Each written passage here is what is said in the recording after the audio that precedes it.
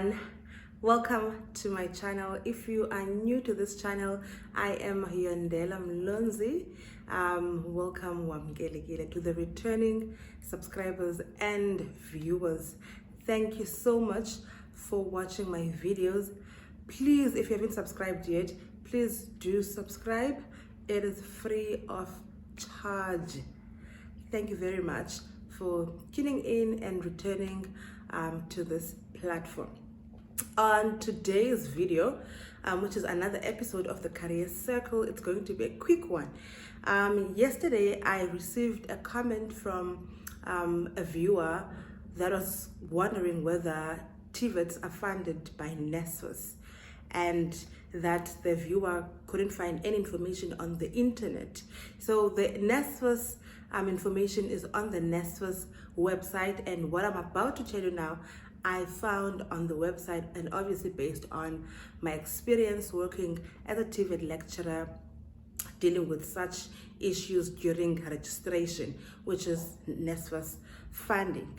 So NSFAS fully funds certain TVET programs, right? So NSFAS funds the PLP, and that is the pre-vocational learning program, right? So that is for students that couldn't qualify for NCV, so they are put into that program. That will be a discussion for another day. Today I'm just addressing the funding.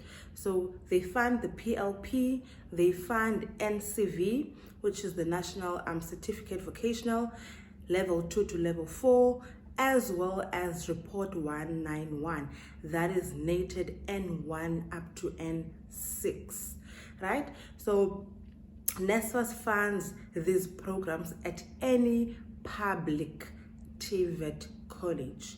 The reason I'm emphasizing public is because there are private colleges that are also offering these programs. NSFAS only funds public TVET colleges. So what do they pay for? They pay for your registration fee, they pay for your tuition fees, which is your actual fees, they pay for personal care, as well as if you are traveling from home to college, you get transport allowance, a transport allowance.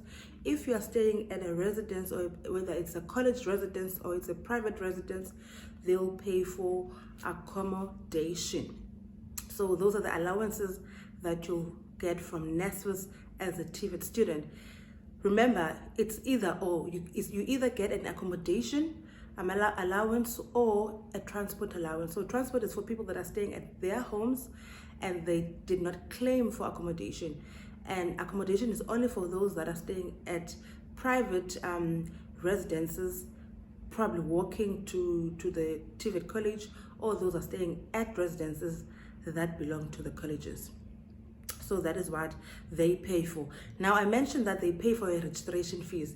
Now, what happens is that when you've applied on the NSFAS website, you get a reference number.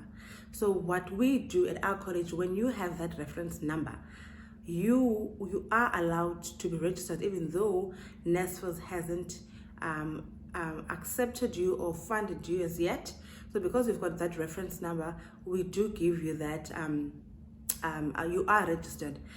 Considering that should NSFAS decline your application, you will be fully liable for your fees, right?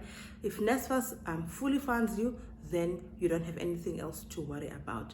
They'll cover your registration, including your tuition fees. So that is what NSFAS pays for our students. Now, let's talk about returning students. So this is an issue that I identified while we're busy with registration, is that returning students don't understand how NSFAS works when they come return to finish their studies. So now this is for already existing students, whether maybe you were doing level 2, or you were doing N1, or you were doing N4, where if you are returning to register again to complete your studies, you must have passed 50% of your studies. That is for N4, N1, N2, all the junior levels. You must have passed 50%. So let's say, for example, you are registered for 4 subjects.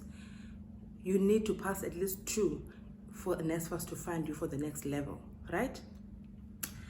If you fail 3, you have to rewrite or redo that 3 before you proceed to the next level.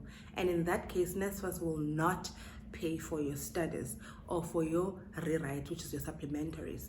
You are liable for that. With N6, which is the senior or the exit level in the Report 191 program, you need to pass at least 75%, which is 3 subjects out of the 4, for them to pay for the 1 subject for you to complete your studies, right?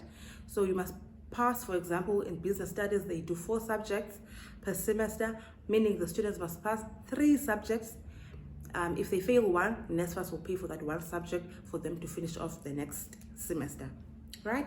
So it's important for students to know these things, because often they take things for granted and assume that NSFAS will pay for me, or okay, even if I fail, I'm not paying for my studies. At the end of the day, there are consequences to you failing, right? You end up having to pay for yourself. And some colleges don't even allow students to proceed to the next level if they fail 2 subjects. They want students to finish those 2 subjects first before they proceed. So when you finishing off those 2 subjects, again, NSFAS is not going to fund you. You must pay for that. So I always tell my students that it's important to know where you're coming from. Know that your parents didn't afford to pay for your education. They're probably not working, or they are struggling somewhere. So it's important that you do not take the NSFAS funding for granted. There are students that are not funded by NSFAS and they also actually need it, but they do not qualify. So never take that funding for granted. It is an investment to you as a citizen of South Africa, because it is only for South African citizens. It is an investment to you to pursue your studies.